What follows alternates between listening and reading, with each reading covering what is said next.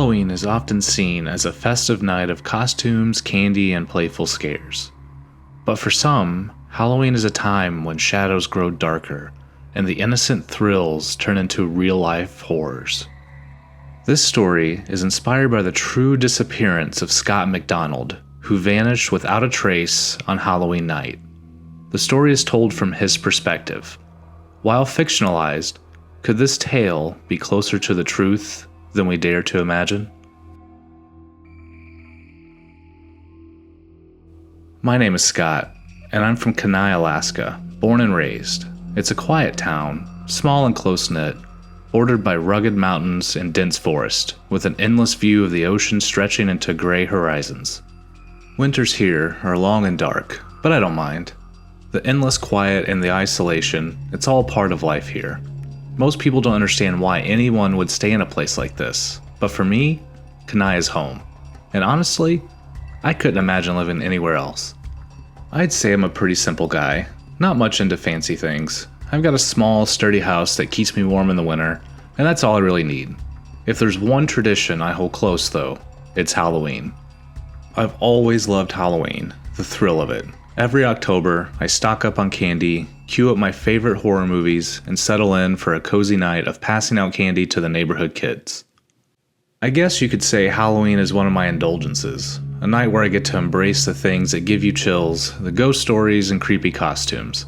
It's a tradition I wouldn't trade for anything. But this Halloween was different. A friend from high school, Mike, had invited me to a party. Normally I'd have stayed home to enjoy my night in, but I hadn't seen Mike in a while, and he'd insisted I come. I told him I'd only stay a bit though. After all, I had to be back in time for the trick-or-treaters.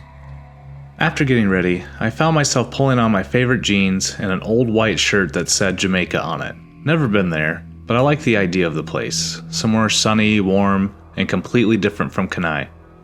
The shirt made me think that someday I get to go there, even if I wasn't in a hurry. I grabbed my tan jacket, locked the door, and got into my car, watching the sky darken as I headed to Mike's house. It was only 5, so I figured I'd make it back in time to keep my Halloween tradition alive. The party was what you'd expect for a small town. Cheap Halloween decorations, the same familiar faces, and punch spike just enough to give you a buzz. I felt myself relax as I caught up with old friends, laughing at old stories, letting time slip by a little too quickly. Before I knew it, it was already 6:30, and I knew I'd better head home. The kids would be out trick-or-treating soon, and I didn't want to miss them. As I drove through the winding roads back towards my house, I noticed the costumes of the kids walking the streets with their parents. A few monsters here, a vampire there, little pumpkins waddling along. The decorations flickered, carved pumpkins glowing, paper ghosts waving in the wind. Kenai almost looked festive, a rare thing for a town that usually felt more haunted by the wilderness surrounding it than anything else. Then I saw it.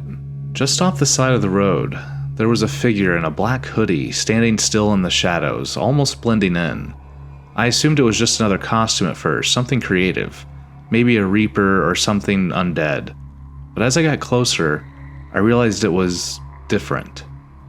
His face, or mask, looked like the head of a bird, a raven maybe, or something else with a long sharp nose, like a beak that had been exaggerated and distorted. And the eyes, I swear, glowed faintly, almost like they were reflecting light that wasn't even there. They were eerie, and I felt them follow me as I drove by. My mind raced, trying to make sense of what I'd just seen. It was Halloween, sure, but something about it felt wrong. I shook it off and focused on getting home. When I arrived, I switched on the porch light and got the candy bowl ready, trying to laugh off the creepy figure. After all, it was Halloween. I had a good half hour of peace, handing out candy to little kids, admiring their costumes, watching their eyes light up as they took more than they probably should have. It felt good to see the town come to life like this, even if it was just for one night. Then the doorbell rang again. Expecting more kids, I opened the door, but no one was there. I looked around, figuring it was just some teens playing a prank, but then I saw him again. Standing at the end of my driveway, just under the street lamp, was the same figure I had seen on my way home, the bird-faced figure in the black hoodie. He was still just watching me, like he was waiting for something. I tried to call out, asking if he needed anything, but he just stood there, unmoving. After a few seconds, he turned and disappeared into the shadows. I shut the door, trying to ignore the unease prickling the back of my neck. It was just a kid in a costume, I told myself. Maybe a little too into character, but that was all. I busied myself refilling the candy bowl, hoping that would settle my nerves. But then, 5 minutes later, the doorbell rang again. This time, I took a breath before opening it, determined not to let this spook me. But there was no one there. A strange, uncomfortable silence had settled outside. The laughter, the chatter of kids, even the rustling of trees. Everything had gone silent. I glanced around, but the street was empty. Not a soul in sight. And then, just as I was about to close the door, I heard it. A soft, high-pitched bird call, echoing through the night. It sounded strange, like it was coming from a distance and yet, somehow, was too close at the same time. I stepped outside, peering around, hoping to see some explanation. I wasn't afraid of much. Years in Alaska taught you to be tough. But this was different. Something about the sound made my skin crawl, made me feel small and vulnerable. Halloween wasn't feeling fun anymore, and I was tempted to turn off the porch light and call it a night.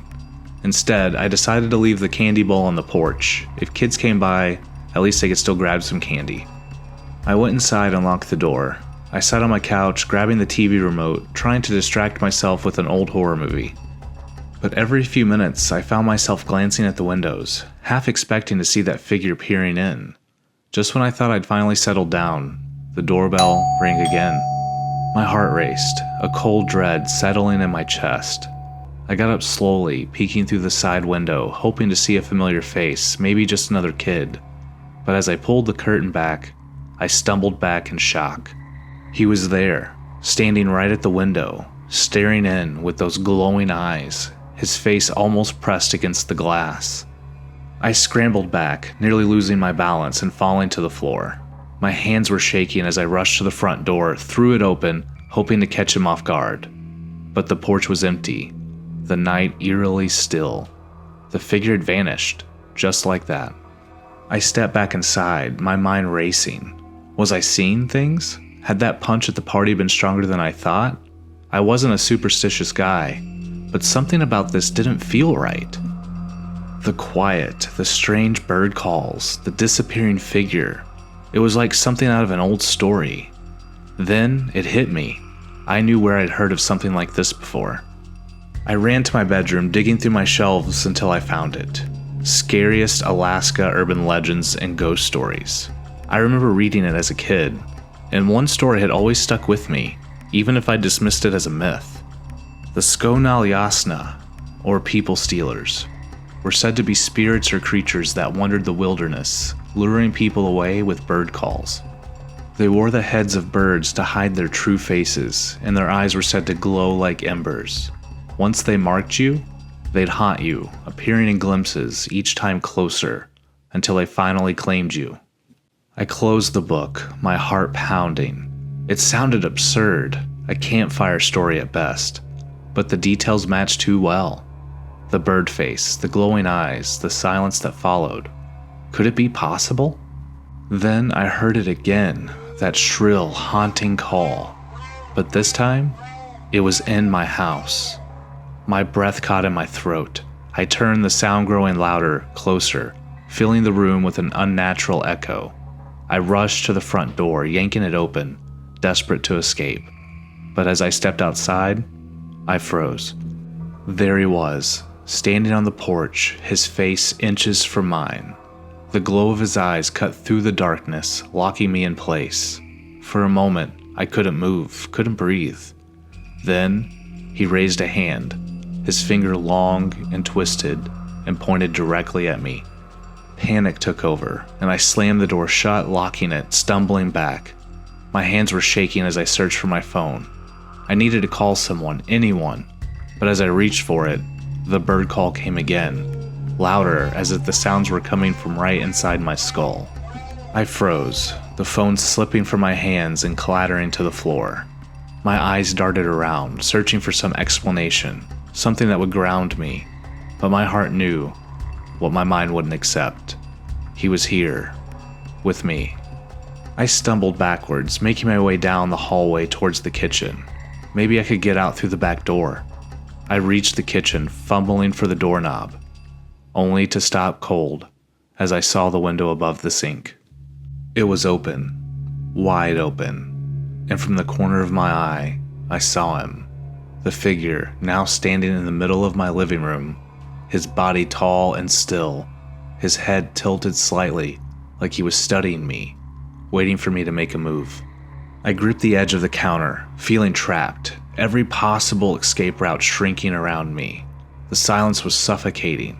The sound of my heartbeat filled my ears, loud and fast.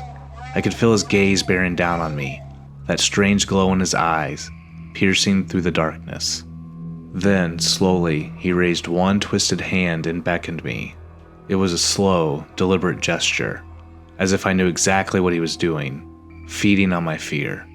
I asked him why he was doing this. I croaked, my voice barely more than a whisper. He didn't respond. He didn't have to. The legend said that once the Skonal Yasna chose you, there was no escape. They would haunt you, invade your life, consume you until there was nothing left but an empty shell. I backed into the hallway, my mind racing. Maybe there was another way out. Maybe if I can get to my car, I could drive somewhere, anywhere, just away from here. But as I took a step back, he took a step forward, mirroring my movement with eerie precision. The shrill bird call rang out again, loud and piercing, filling every corner of the house. It was a sound that felt like it was burrowing into my very bones, a warning that something far worse was coming. I turned, bolted down the hallway, desperate to get away, to put any distance between us. I made it to my bedroom, slamming the door shut, pressing my back against it as I tried to catch my breath. My hands trembled as I looked around, searching for something, anything that could help me. But what could I do against something like this? It wasn't human, wasn't natural. Then the bird call sounded again, this time from just outside my door. The handle rattled, and my heart nearly stopped as I felt the door push against my weight. Whatever was outside, it was strong.